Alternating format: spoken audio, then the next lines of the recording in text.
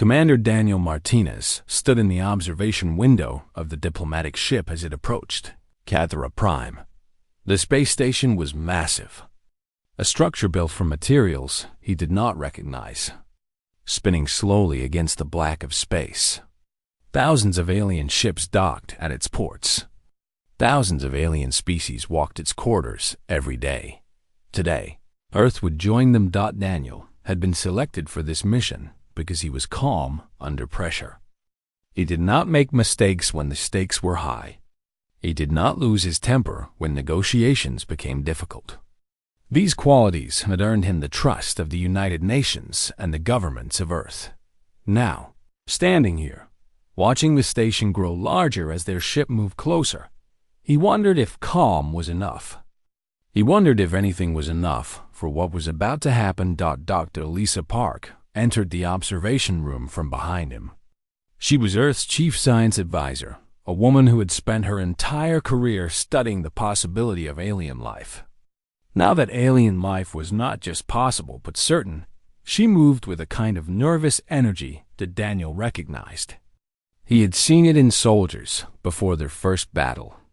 The Zaldian delegation has confirmed our docking procedure, Lisa said, checking her tablet. We dock in 40 minutes. Security has been briefed. The translation systems are running at full capacity. Daniel nodded. How are the others holding up? Captain Torres is doing equipment checks. Minister Brooks is reviewing her opening statement for the 5th time. Dr. Cole is asking questions about beryllium biology that I cannot answer. Everyone is ready, Commander. We are as ready as we will ever be.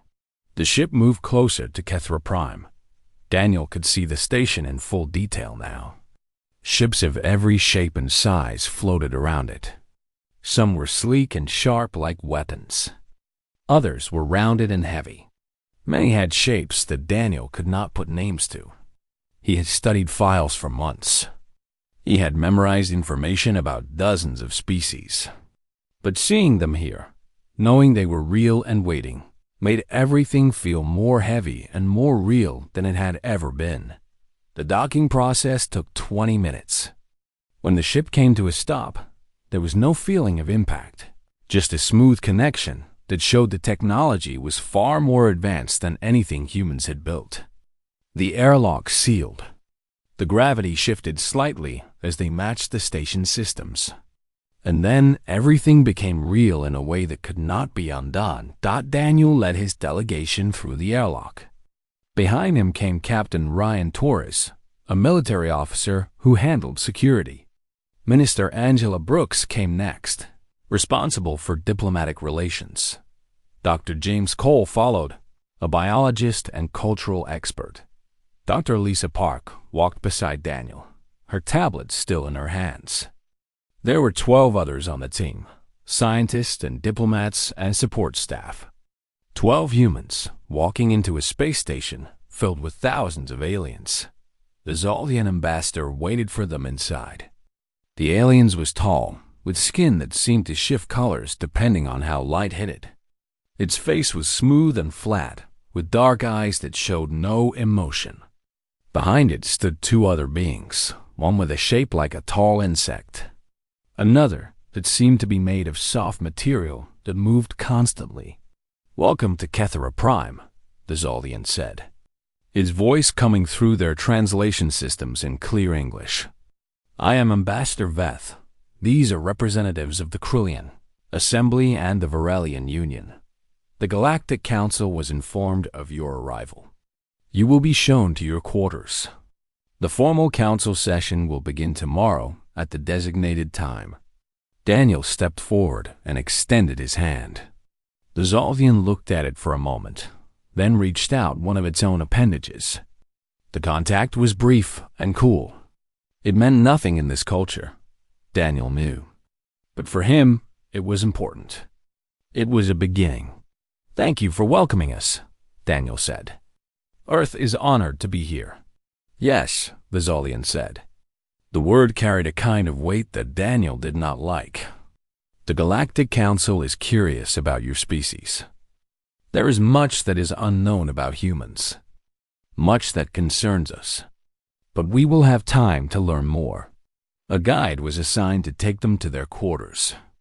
As they walked through the corridors of Kethra Prime, Daniel saw what a galactic civilization looked like. The corridors were clean and smooth, lit by lights that came from the walls themselves. Aliens of all types moved past them. Some stopped to watch the humans walk by. Some whispered to each other. Some simply ignored them as if humans were not important enough to notice. The quarters were comfortable but strange. Technology that Daniel did not understand controlled the lights, the temperature, the water. Each human was given a small handbook explaining how to use everything. Dr. Cole asked more questions. Minister Brooks checked the communication systems. Captain Torres examined the security arrangements. Daniel stood in his quarters alone and looked out at the space beyond the window. Earth was a small planet in the solar system far away. He had left home. He had left his family and his people. He had come here to represent them all. And already he could feel the weight of eyes on him. The weight of judgment. The weight of curiosity mixed with fear. Lisa entered his quarters without knocking. She did this sometimes when she was worried about something. Daniel had learned not to comment on it. "I heard something," she said. "One of the other species was talking to our guide. They asked if it was true that humans have wars against each other. They asked if it was true that humans are violent and unpredictable. What did the guide say?" Daniel asked. The guide said it was true. The guide said humans are from a dangerous world, and that danger has shaped what humans are.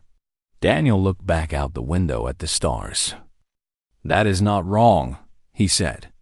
"Earth is a hard place. We have fought wars. We have done terrible things to each other. But we have also learned. We have also changed. That is what we are here to show them." "They are afraid of us," Lisa said. "Yes," Daniel agreed. "But fear can be changed. Fear can become respect. We just have to show them who we really are. We have to show them what humans can do when we choose to do good things." Outside the window, the galaxy turned slowly. Inside Kethra Prime, thousands of species watched and waited. And in the small set of quarters, a commander from Earth stood alone with his thoughts, knowing that everything was about to change. The first council session lasted 8 hours. Daniel sat in a chair that had been specially designed to fit human anatomy. All around him, in a circular chamber that seemed to stretch upward forever, representatives from 100 different species made speeches and arguments and declarations. The Zolvian leadership sat at the top of the chamber. Below them, arranged in a careful pattern that showed which species had power and which did not, sat the delegates from the major civilizations.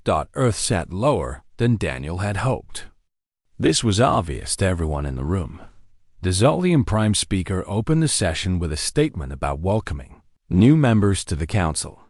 The words were correct. The tone was formal, but there was no warmth in them. When the Prime Speaker finished, one of the elder species stood up. The Yethran were ancient, Daniel knew from his briefings. They had been part of the galactic community for over 40,000 years. Their representative, a being that looked like stone carved into the rough shape of a creature, made a long speech about responsibility and stability and the importance of maintaining order. When the Yethran finished, he looked directly at the human delegation. "New species bring new problems," he said. "The records we have studied of Earth show a pattern.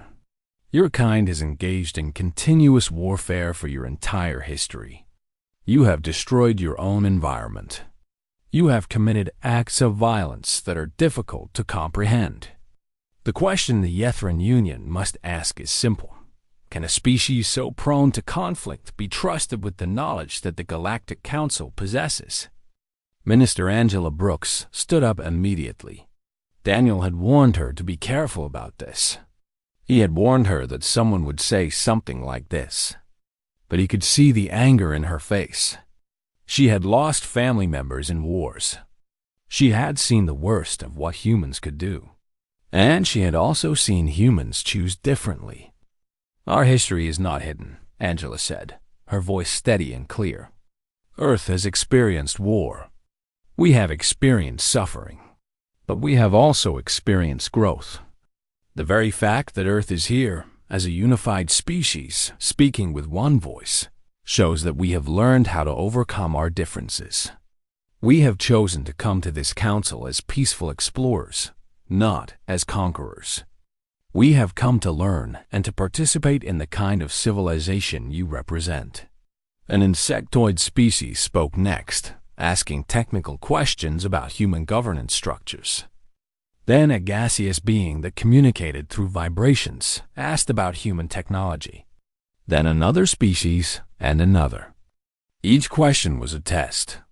Each test was designed to see if humans belonged here, or if they were too primitive, too dangerous, too unstable. By the end of the session, Daniel was exhausted. So were his team. They returned to their quarters without speaking much to each other. There was nothing to say. The message from the council was clear enough. They had been allowed to enter, but no one was sure it had been a good decision. The next day brought a different kind of pressure. It came in the form of a young Varillian scientist named Kesh, who appeared at Daniel's quarters in the morning. Kesh had a long, thin body with too many joints. His skin was a light purple color. When he spoke, his mouth moved in ways that seemed wrong for producing sound. But the translation system made his words clear. "I wish to learn about humans," Kesh said without any greeting or ceremony. "Your species fascinates me. I have questions." Daniel was cautious at first. This could be a trick or a test. But Kesh seemed genuine in his curiosity. Over the next hours, Daniel answered questions about human biology, human history, human behavior. Why did humans need so much sleep? Why did humans cry? Why did humans sometimes choose to sacrifice themselves for others? Dr. Cole joined the conversation after a while. He was better equipped to answer scientific questions. Between the two of them, they painted a picture of humanity for Kesh, a picture of a species that had survived on a hostile world by being adaptable, by being social, by being willing to help others even when it cost them something. Kesh was particularly interested in human persistence. He asked Daniel if it was true that humans would keep trying to accomplish something even after failing many times. "Yes," Daniel said. "We call it determination, or stubbornness. Sometimes both words work. My people would have stopped after the first failure," Kesh said. "We would have concluded that the goal was impossible. But humans do not think this way. Humans believe that failure is only information. Humans believe they can change failure into success by trying differently." "Some humans believe that," Daniel said carefully. "Not all of us.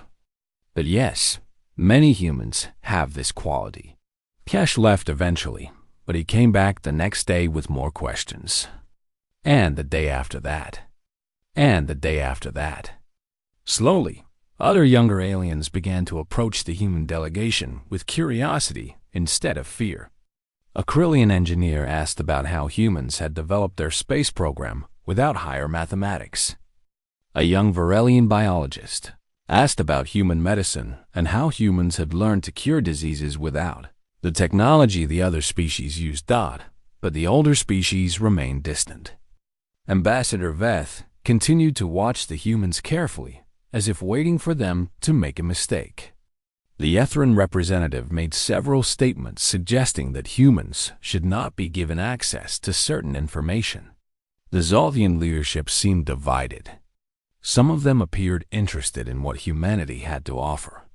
Others seemed to be waiting for a reason to remove Earth from the Council. The pressure came to a point on the 7th day. An emergency council session was called.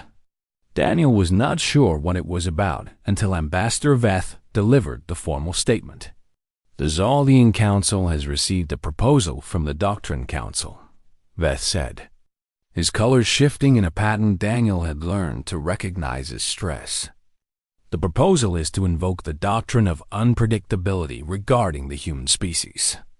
This doctrine states that species with a proven history of internal conflict and uncontrolled violence cannot be trusted with strategic information or full participation in council activities. A vote will be held tomorrow.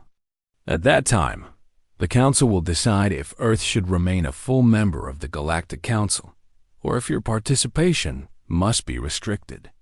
The words hit Daniel like a physical blow. They had been here for 1 week.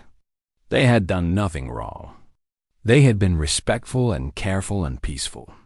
And now they were being asked to justify their existence based on things that had happened centuries ago on a world they had worked hard to change. Minister Brooks was shaking with anger when they returned to their quarters. Captain Torres was quiet, his hand instinctively moving to a weapon he did not have. Dr. Cole sat in silence, understanding what this meant. Daniel understood it too. Tomorrow would decide if humanity had a future in the galactic community, or if they would be sent back to Earth as a failed experiment. Tomorrow would test not just his words, but everything that his people had fought for over thousands of years of their own history. That night, he prepared the most important speech of his life. Minister Angela Brooks stood before the council with her prepared statement. She had worked on it through the night, revising and refining every word. She talked about human history, about wars that had ended, about countries that had once been enemies and had become friends. She talked about change and growth and the capacity for transformation that every species possessed. But before she could finish, an alarm sounded throughout Kethra Prime. It was not a drill. Everyone in the chamber knew immediately that it was not a drill. The alarm meant danger, meant crisis, meant something was happening in real time that required immediate response. A Zolvian speaker activated a screen that showed a star map. A section of space near the galactic border turned red. The speaker's voice was calm, but carried urgency underneath the control. A convoy of refugee ships has come under attack by the Syndicate Coalition, the speaker said. The Syndicate is demanding ransom for safe passage. The convoy is carrying the last known members of the Mentari species. The chamber exploded into noise. Daniel had read about the Mentari. They were an ancient species, thought to have vanished thousands of years ago. Their knowledge and culture were considered invaluable to galactic civilization. The loss of the Mentari would be a tragedy on a scale that was difficult to comprehend. Voices shouted over each other. Some species wanted to ignore the crisis. Others wanted to pay the ransom to the Syndicate. Still others wanted to launch a military response that could start a wider war. The Council had no agreement. The Council had no plan. The Mentari were going to be lost because the galactic community could not decide what to do. Daniel stood up without waiting for permission to speak. Captain Torres stood with him immediately, understanding what Daniel was about to do. "Earth requests to speak," Daniel said loudly. The council chamber fell silent. The Zolvian Prime Speaker looked down at Daniel with an expression that showed surprise. "The human delegate wishes to make a statement?" The Prime Speaker asked. "Yes," Daniel said. "We have a proposal." What followed was a plan that Daniel had not known existed in his own mind until he started speaking it. Dr. Susan West, Earth's military strategist, had prepared contingency plans for many scenarios. This scenario, pulled from Daniel's memory and shaped by the pressure of the moment, turned into something neither of them had fully worked through. "The Syndicate does not want war," Daniel said. "The Syndicate wants to appear powerful. They want to win a negotiation where they seem strong. We can give them that. We can send military forces to recover the convoy, but we do it in a way that gives the Syndicate a way to withdraw without losing status." "The Syndicate will not withdraw," a Krillian speaker said.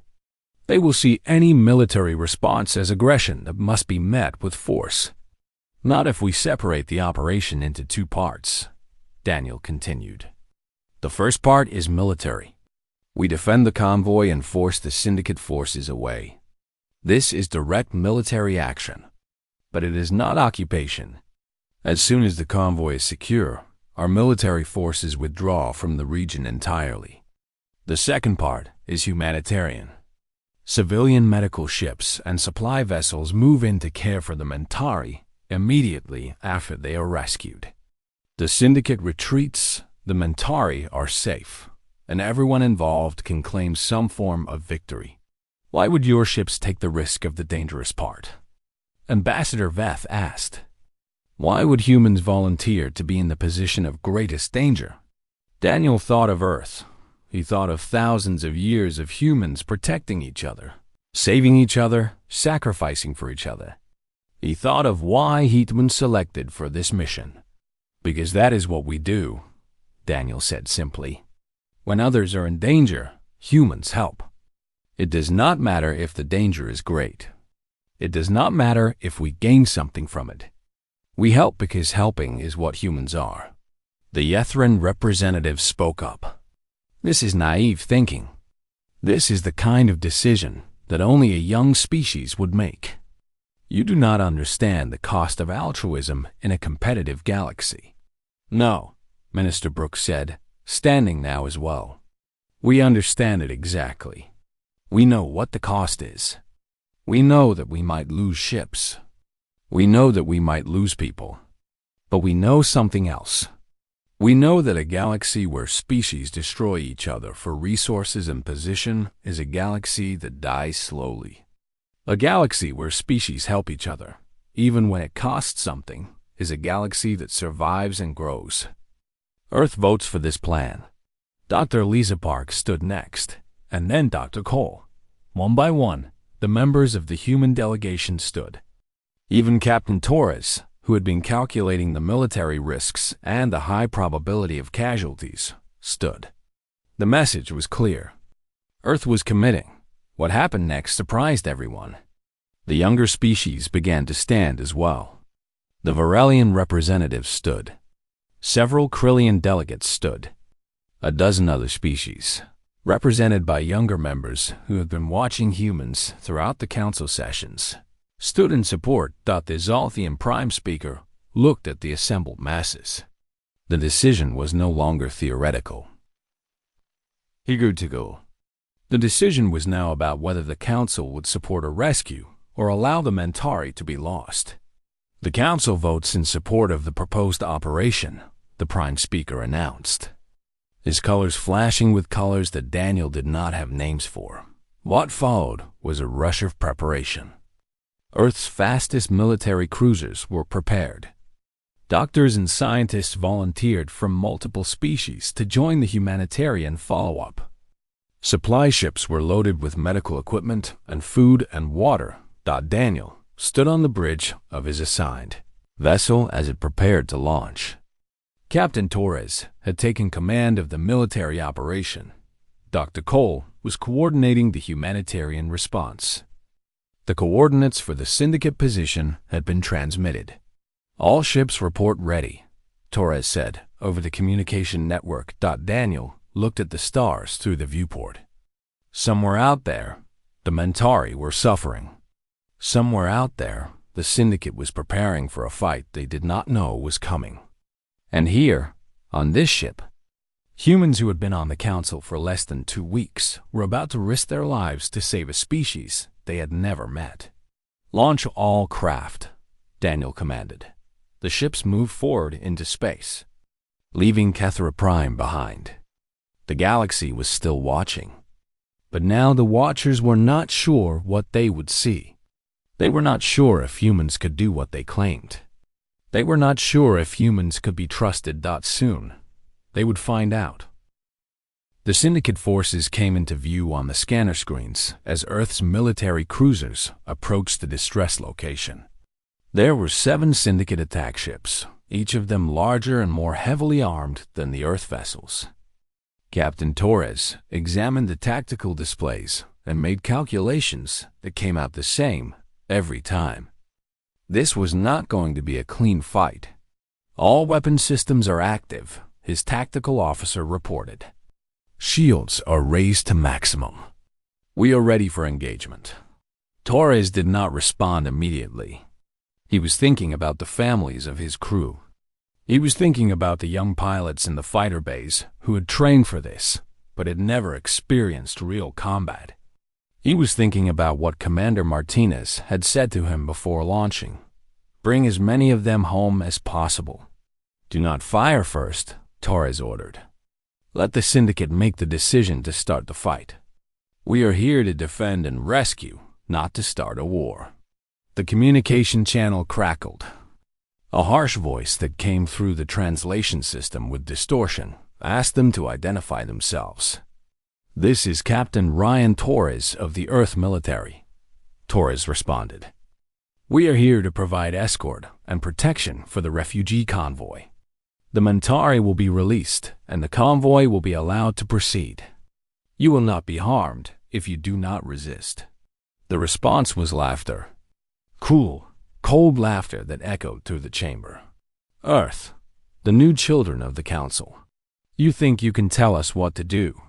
I am telling you what will happen, Torres said without anger in his voice. You have one opportunity to withdraw. After that opportunity passes, we will remove you from this space by force, if necessary. The choice is yours. This time, there was no laughter. Just silence. And then the syndicate ships began to move toward the Earth vessels. All ships, attack pattern Delta, Torres commanded. Protect the convoy. Do not allow any hostile ships to approach the refugee vessels. What happened next was a display of something the syndicate had not expected.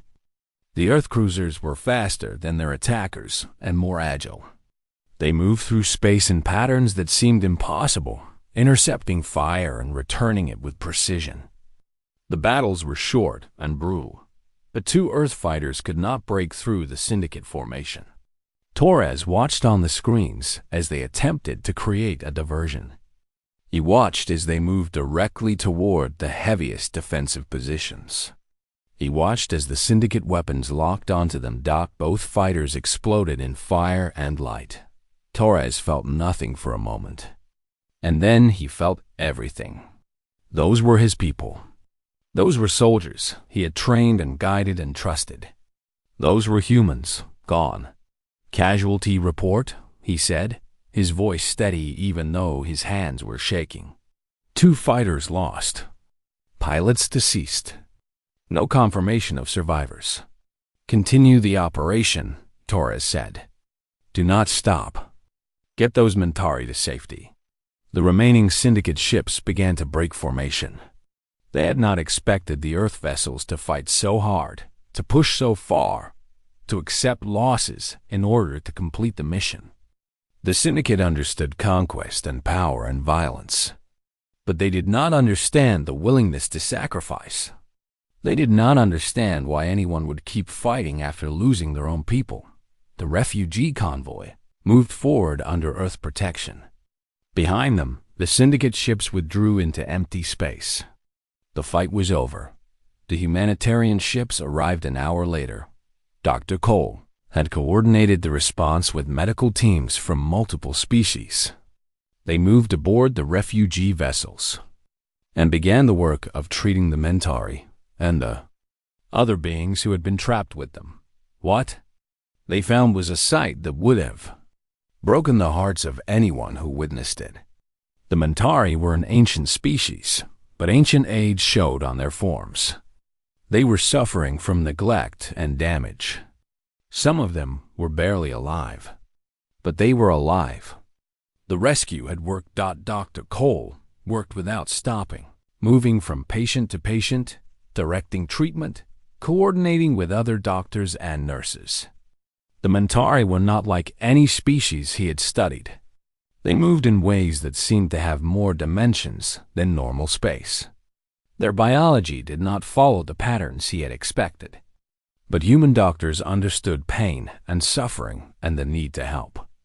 They understood these things in ways that required no translation. Back at Cathera Prime, the Council was silent when it learned what had happened. 2 Earth fighters destroyed. 8 human pilots and crew members deceased. The cost had been paid in blood and death. But the Mentari were safe. The Mentari were being treated. The Mentari would live. The Zolvian Prime Speaker called for a council session. When Daniel arrived, he could see that the chamber had changed. The way species looked at each other was different. The way they looked at the humans was different. The council has received reports of the rescue operation, the Prime Speaker said. We have learned that Earth forces engaged the Syndicate with superior tactical skill. We have also learned that Earth forces suffered casualties in order to complete the mission. We have received information that humans continued fighting even after losing their own people. Daniel said nothing. What was there to say? His people had done what they promised. Some had died doing it. The council has a request, the Prime Speaker continued. The Mentari have asked to address the assembly. They wish to speak. The Mentari representative was brought to the chamber. It was a being of pure energy, or so it seemed, made of light and mathematics given form. When it spoke, everyone heard it not just through translation systems, but in their minds, in their spirits. I am the keeper of memory for my people, the Mentari said. I have seen 10,000 years of galactic history. I have watched species rise and fall. I have seen the best and worst that civilization has produced. But I have not seen what I have seen today. I have not seen a young species, with no obligation to help us, sacrifice their own to save ours. I have not seen such courage in centuries. The Mentari turned toward the humans. Your species holds something precious, the Mentari said. You hold the will to hope even when hope seems foolish. You hold the strength to care for strangers, even when it costs you everything. These are qualities that the ancient races forgot long ago. We forgot them so thoroughly that we nearly died. But you remembered them. You lived them. You are exactly what we needed. The council chamber was completely silent. Daniel looked at Minister Brooks, who had tears in her eyes. He looked at Captain Torres, who had lost his pilots and was standing anyway, accepting what came next. He looked at Dr. Cole, who had spent his night saving lives that were not human, asking for nothing in return. This was what it meant to be human in a galaxy that did not understand humans. This was what it meant to prove yourself through action rather than words. This was what it meant to be strong. The vote on the doctrine of unpredictability was called 3 days after the rescue operation ended. Daniel knew what the outcome would be before the vote took place. He could see it in the way species looked at him. He could see it in the way even the ancient civilizations had begun to treat the human delegation with something that looked like respect. But respect earned through sacrifice was different from respect earned through power or technology or ancient wisdom. It came from the gut, from the part of any being that understood what it meant to choose to help, even when the cost was too high. The Zolvian Prime Speaker called for the vote on the matter of applying the doctrine of unpredictability to the human species. How does the council vote? The results were immediate and overwhelming. Species after species voted against the doctrine. The younger species voted first, but then the older species began to vote as well. Even some of the ancient races that had originally supported restricting human participation cast their votes against the doctrine. Only 3 species voted in favor. The Yethran Union, who had spoken against humans from the first day. 2 smaller species whose names Daniel did not even know. The rest of the council voted to reject the restriction. Ambassador Veth stood after the votes were counted. His colors were complex and shifting, showing emotions that did not translate neatly into human understanding. When he spoke, his voice carried something that sounded like admission of wrong. The Zolvian people have spent 5,000 years leading the galactic community, Veth said. We believe that experience and age and stability were the highest values. We believed that the younger species needed guidance and control. We believed that a species like Earth, so new and so marked by conflict, was a danger that needed to be managed. Veth paused. The chamber was silent. "We were wrong," the ambassador said. "We had forgotten something important. We had forgotten that growth requires change. We had forgotten that strength is not just power, but the will to help others even when it costs you. We had forgotten what the Mentari have remembered and what Earth has shown us again. The humans have reminded us of what the best of our galaxy can be." What happened next was unexpected. Ambassador Veth bowed. It was a small gesture, barely noticeable, but it meant everything in the context of galactic hierarchy. The Zolthian, the species that had led the council, the species that had tried to keep Earth restricted, had shown respect to the humans. Other species began to stand, not in organized rows, but individually, one by one. A Corellian delegate stood. A Varelian representative stood.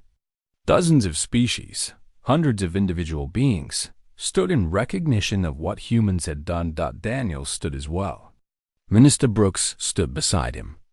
Captain Torres, still bearing the weight of his lost pilots, stood with them. Dr. Cole stood. Every human in the chamber stood. The applause, or the sound equivalent for species that did not have hands, began. It filled the chamber. It filled the station. It was a sound of approval and respect and recognition of something genuine and real. When the sound finally faded, the Prime Speaker called for new business. "The Council recognizes the successful completion of the rescue operation," the Speaker said. "Due to the exceptional nature of the human contribution and the demonstrated values of the human species, the Council now considers a new proposal. The proposal is to invite the Earth delegation to take a seat on the Strategic Defense Committee." Daniel felt the floor shift beneath him. The Strategic Defense Committee was where the real decisions were made. It was where species that had influence and power came to guide the future of the galaxy. It was a position normally reserved for the ancient races, the species that had been part of the galactic community for thousands of years. "Is there an objection to this proposal?" the Prime Speaker asked. Silence answered him. Even the Yethran Union said nothing.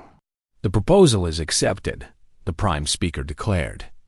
"The human species is granted a seat on the Strategic Defense Committee. Commander Daniel Martinez will serve as the human representative." The chamber erupted again. Daniel felt Lisa Park grip his arm. He looked at Captain Torres and saw something like pride in the soldier's expression. Even with the fresh loss of his pilots still heavy on him, when the session ended, delegations from dozens of species approached the humans. They wanted to meet them, to speak with them, to understand what Earth was and where humans came from. The Varelian Union offered trade agreements. The Corellian Assembly requested educational exchanges. A species that communicated through light patterns and waves offered to teach humans about stellar navigation techniques that were thousands of years ahead of human current knowledge. Kesh appeared, the young Varelian scientist who had first approached the humans with curiosity. He was beaming in whatever way a Varelian could beam. "I told you humans were interesting," Kesh said to one of his colleagues. "I knew that from the moment I asked the first questions. But I did not understand how deep the difference was. Humans do not just survive. Humans create meaning from survival. Humans transform their own history of conflict into a reason to help others. This is remarkable. This is something my people have forgotten how to do." That night, Daniel stood alone in his quarters. The view from his window showed Kethera Prime below him and the stars beyond. Somewhere out there was a ship carrying him home. Not immediately. He would stay here as Earth's representative on the Strategic Defense Committee. He would help guide galactic policy and participate in decisions that affected billions of lives. But eventually, he would return to Earth. He would return home. He thought about what he would tell them, He thought about the families of the pilots he had lost. He thought about the responsibility that came with Earth's new position. It was a weight, but it was a weight he could bear. Lisa entered without knocking, as she did when she had something important to discuss. "I have been offered a position," she said. "The Zaldian Academy of Science has requested a human scientist to join their research team. They want to learn how humans think, how humans approach problems, how humans have achieved so much with such limited technology. Will you take it?" Daniel asked. "I think so," Lisa said. "Humans belong here. We belong not because we are the strongest or the most advanced. We belong because we are what this galaxy needs. We belong because we remember how to hope."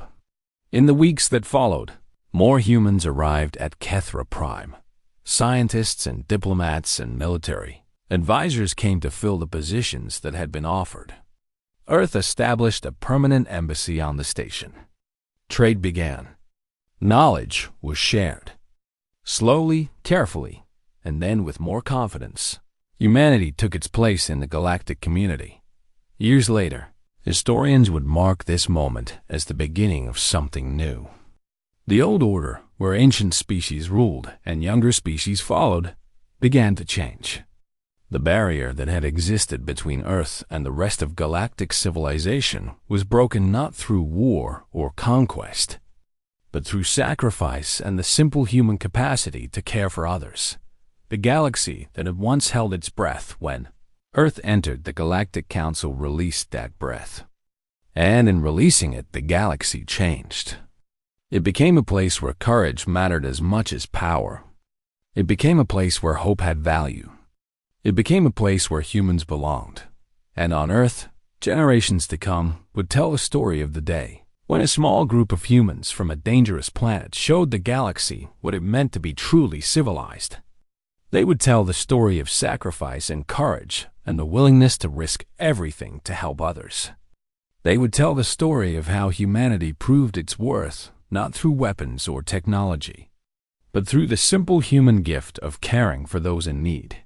The story would be told and retold, generation after generation, and it would never lose its power. Because it was the story of what humans could be when they were at their best. It was the story of how a young species from a world of struggle had reminded an ancient galaxy of what it had forgotten.